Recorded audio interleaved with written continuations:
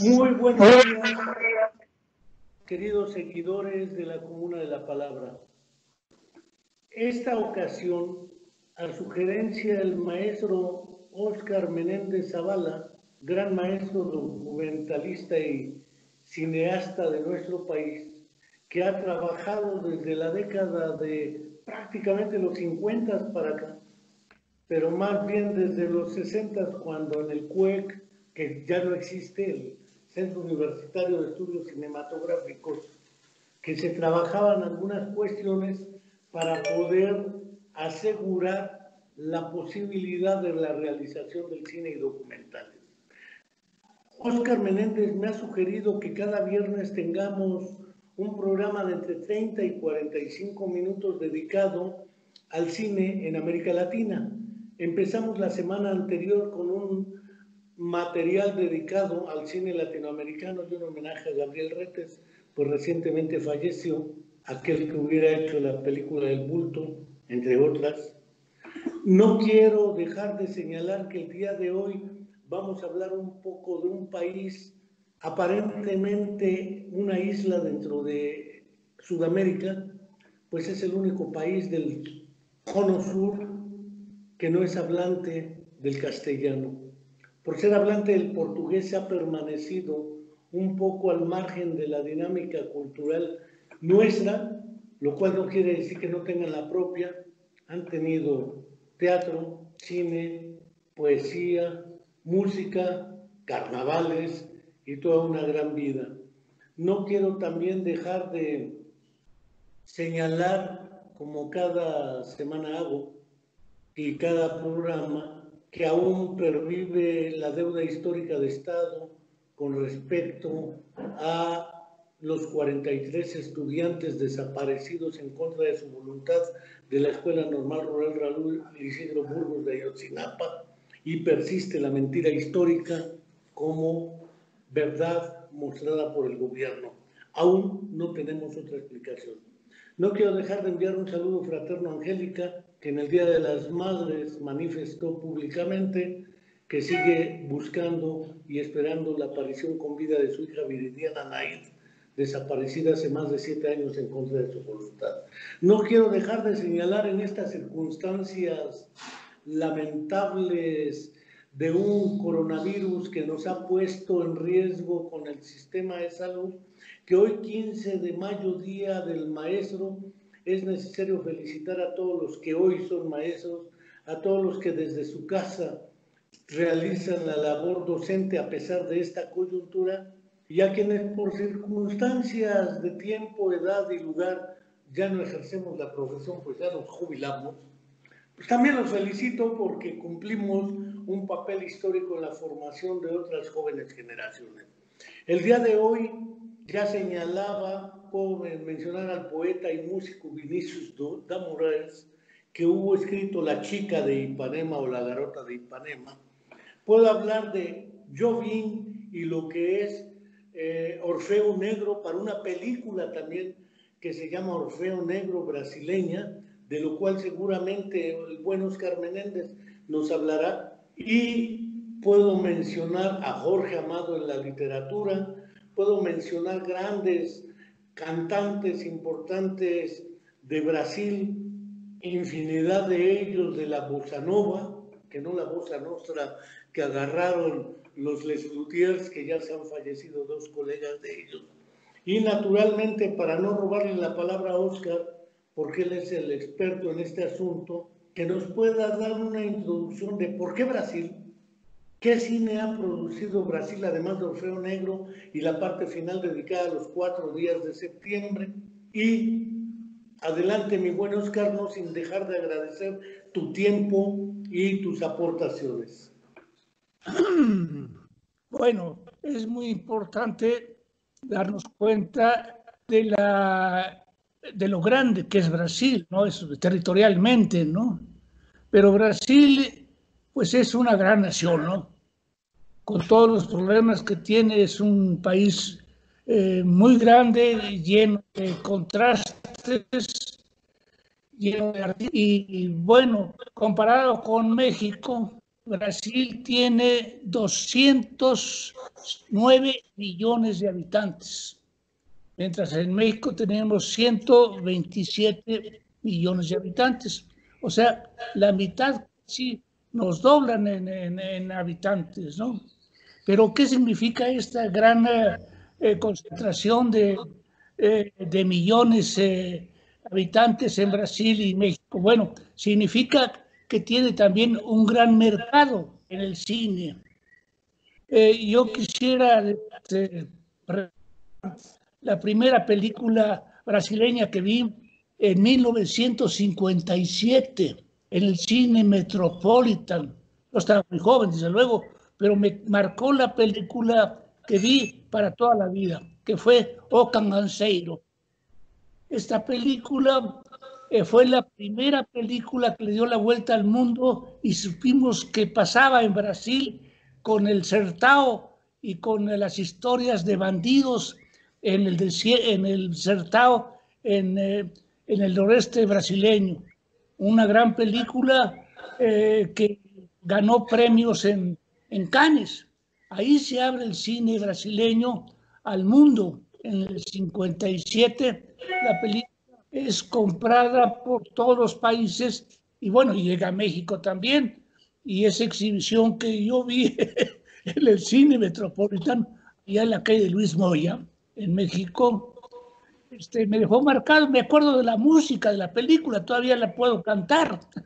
Eso quiere decir el impacto que tuvimos en México, igual que en todo el mundo, de lo que era la cultura brasileña y cómo veían ellos su propio país. Es una película que narra la historia de unos bandoleros, canganceiros, que así les llaman en el noreste de Brasil. Pero bueno, Brasil tiene una gran potencialidad en la cultura. Tenemos grandes músicos como Villalobos, tenemos a Jorge Amado en las novelas, por ejemplo, en la cuestión literaria. Tenemos a Glauber Rocha, gran cineasta, que tiene en Río, tiene su casa como museo. Bueno, ya falleció Glauber, pero su casa quedó convertida en un museo que la puede visitar uno y se da cuenta de la pasión que tenía Glauber por el cine. Él tuvo varios premios internacionales en Cannes y en Europa, sobre todo, ¿no? En el Festival de Venecia.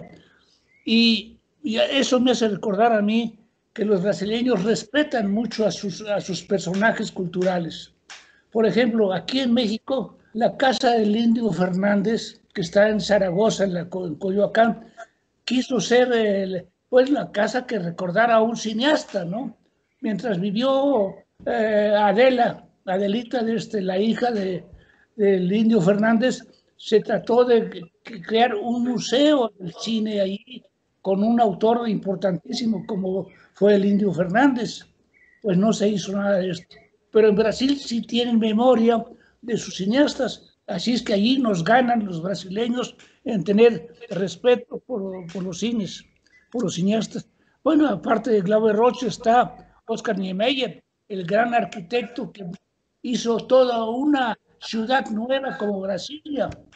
Entonces tenemos que hablar de ese gran bagaje que tiene Brasil y esa gran capacidad de invención como es el Carnaval de Río, que es una cosa fantástica, donde va todo el mundo a ver la imaginería de los brasileños y de las grandes comparsas de los carnavales.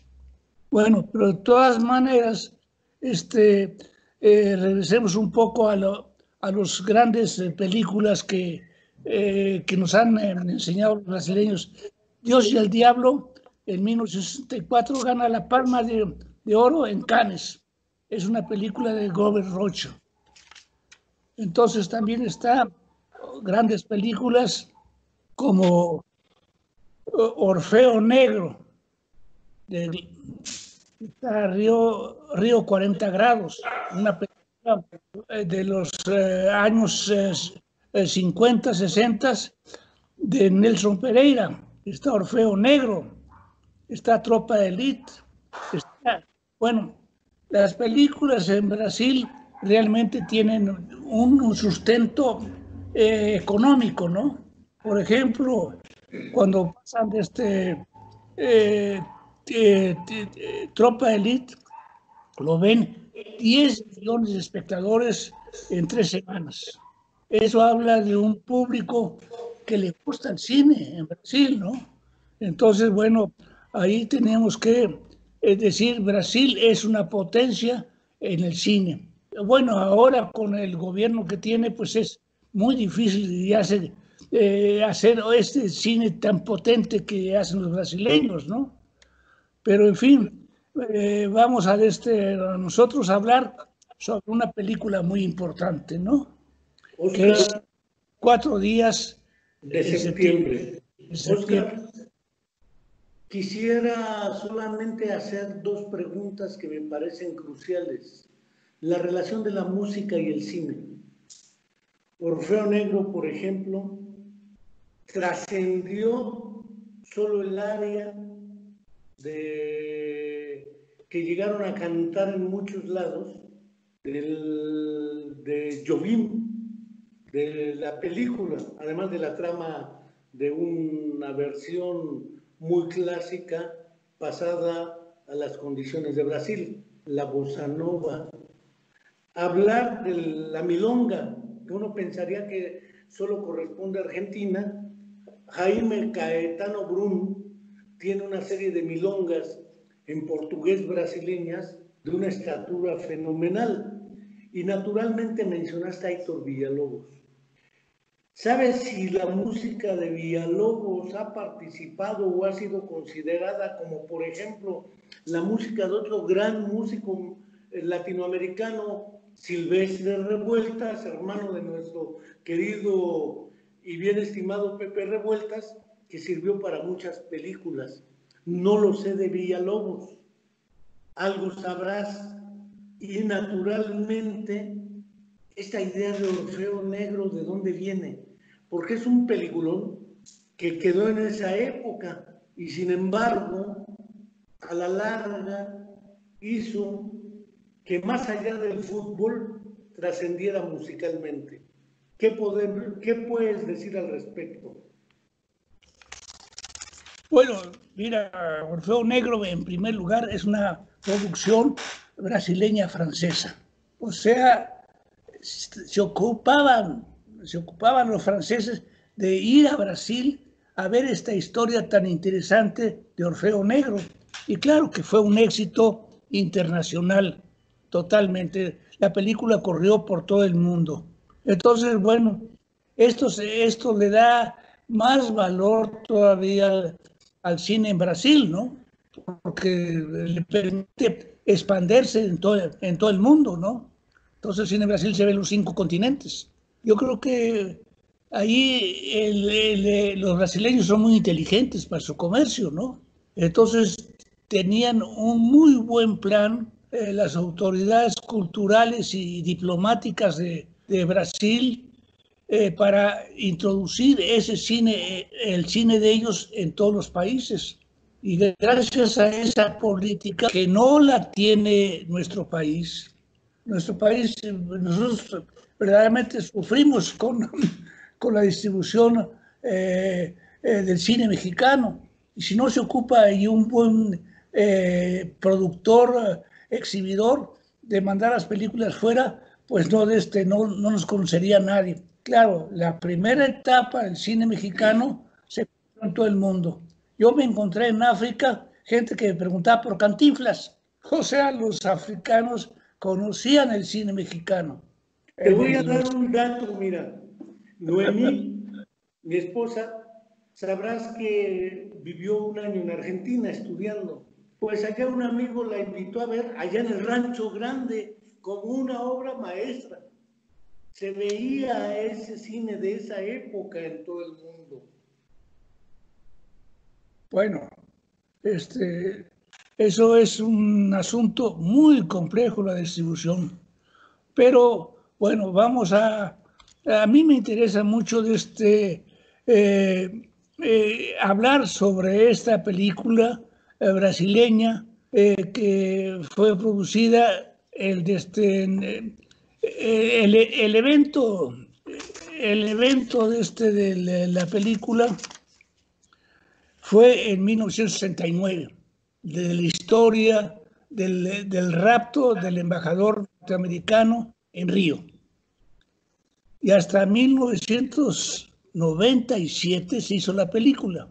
O sea, hay una distancia bastante larga. Pero ¿por qué el 69 no se pudo presentar? ¿Por qué?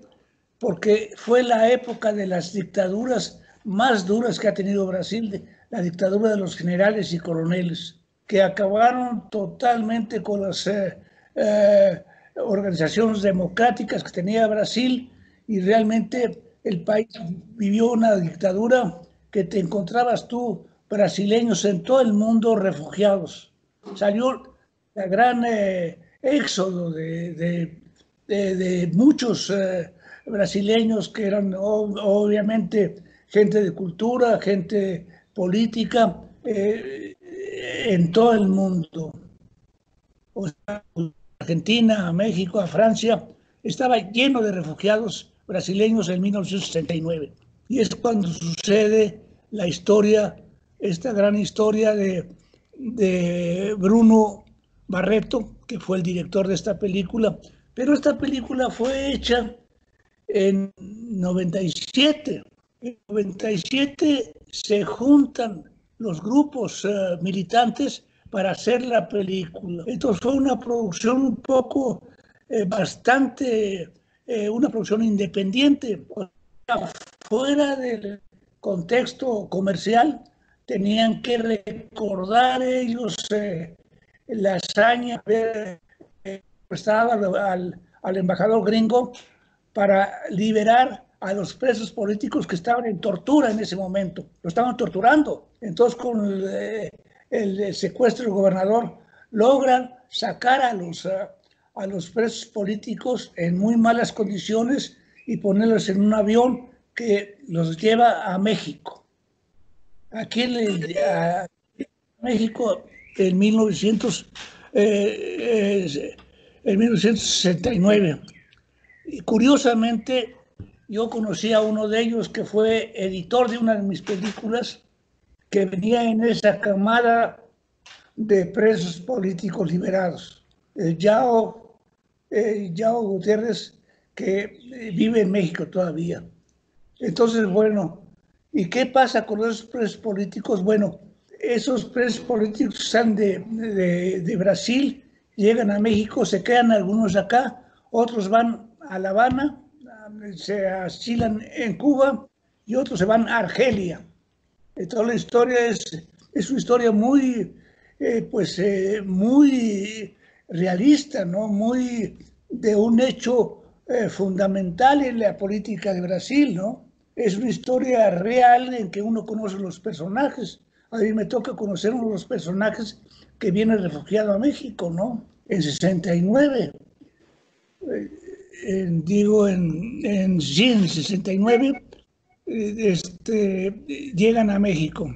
Yo lo conozco a él de los años 80 y bueno, es una gran amistad con este compañero brasileño, ¿no? Pero, ¿qué sucede con esta película, no? Es una película que hace la narración de un secuestro de un embajador. Entonces, ¿cómo se organiza el secuestro? ¿Cómo lo toman a él, al embajador secuestrado? Y cómo ellos logran que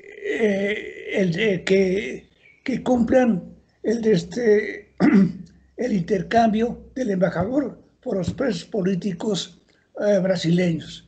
Entonces es una historia que realmente es apasionante y no es de las películas comerciales de París, digo de Brasil. Es una película que narra un suceso político, que no es, bueno, es una película que también tiene sus detractores de la derecha, ¿no? Que no quieren que se sepa que existe la película. Digo, nosotros tenemos acceso a esa película, tú la viste con mucha atención y siempre te llamó la atención esta película. Pero esa película tiene un alma por dentro, ¿no? que es un realismo de un evento político. ¿Cómo ves tú eso?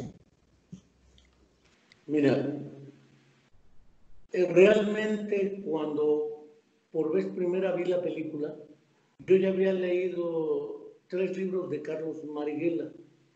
Carlos Marighella había fundado Acción Libertadora Nacional, un movimiento de guerrilla urbana en Brasil. Y ya había leído Los Subterráneos de la Libertad de Jorge Amado en 3 tomos, que es la historia del nacimiento, desarrollo y extinción del Partido Comunista del Brasil.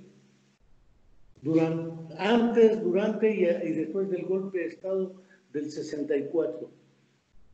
Naturalmente, al ser la película del 69 y aparecer realizada prácticamente 30 años después, hay una distancia en la memoria, los sentimientos y los recuerdos entre quienes comentan la historia vivida y quienes la representan a través de los personajes que actúan.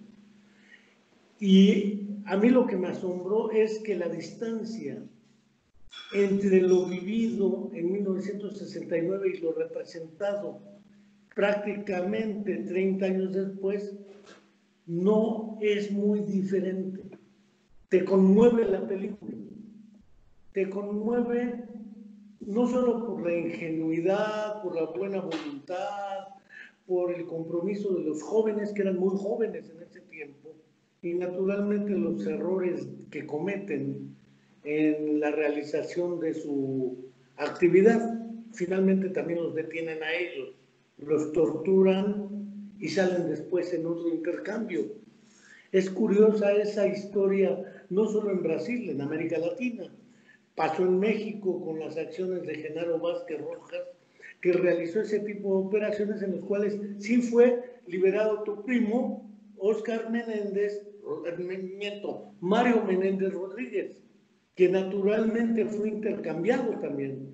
Pero no solo pasó aquí, pasó en Nicaragua, pasó en El Salvador, era un dilema en América Latina. Y naturalmente entre esto y, por ejemplo, Estado de Sitio, que es otra gran película de Costa Gabras, ¿sí?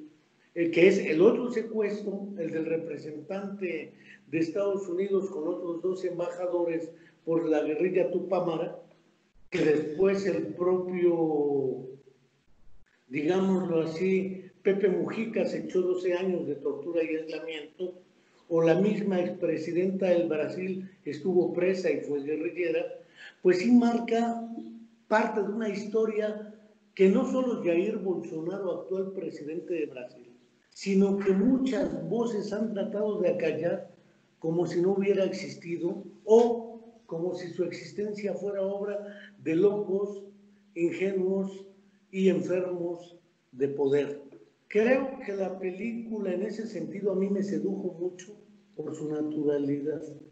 La actuación de los personajes, tanto del investigador policíaco como de los propios muchachos, del periodista que está siguiendo la noticia, que no son los periodistas que ahora entrevistan, que hacen preguntas insulsas y torpes en algunos casos a AMLO o a López-Gatell, ¿sí? Son preguntas mucho más poderosas en el sentido de desvelar los hechos y desenmascarar la historia. A mí me parece una película, pese a que señalan la distancia entre su realización y el evento, que refleja parte de nuestra historia en América Latina, en muchos países, y que aún personas de ellas viven con esos recuerdos grabados en su propia piel y en su propia memoria. Pero no sé qué más quieras agregar, Oscar, porque hay que recomendarle a los demás compañeros que puedan conseguir. Se consigue la película Los 4 días de septiembre de Bruno Barreto en la Gandhi, en el Fondo de Cultura Económica, en varios lados se puede conseguir porque es una película realmente permitida ya. Bueno, esta película la pueden conseguir ustedes en YouTube, o sea, en su computadora la pueden ver. Ustedes teclean nada más en YouTube el nombre de la película, 4 días de septiembre, y aparece la película completa, además con subtítulos en español, ¿no? Esto es muy importante verla porque además está muy bien realizada la película, ¿eh? No, tiene toda la técnica cinematográfica, a pesar del bajo presupuesto que tuvo la película, ¿no? Tiene cosas muy interesantes, por ejemplo, una de las secuencias finales es cuando intercambian al embajador con los perseguidos y el grupo tiene que desaparecer. Y esto es sensacional porque llegan ellos y se confunden en el estadio Maracaná, que tiene un gran juego, y entran estos guerrilleros y se confunden con la gente y la policía no puede hacer nada en ese momento. Después los toma la policía porque tienen error también en su operación clandestina, ¿no? Pero la película tiene un ritmo muy interesante, la película, sus clímax, y en fin, y bueno, y la humanidad de estos compañeros que peleaban por la democracia en su país. Esto nos tiene que recordar también la guerra sucia en México. Aquí también hubo secuestros, ¿no? Y también de diplomáticos. En Guadalajara hay que acordarse de eso, ¿no? Entonces, bueno, es una historia universal, pero claro que nos recuerda en el buen cine, el cine con una gran humanidad. Esto es muy importante, el cine que podemos creer. No son historias suavecitas, ¿no? Son historias duras, pero es la vida de nuestro continente. Entonces, bueno, para la próxima semana tendremos pues una repasada a nuestro querido del cine hermano cubano, que tenemos mucho que hablar de ellos porque está muy presente en la cinematografía mexicana también. Ellos tienen influencia nuestra y nosotros tenemos influencia de ellos.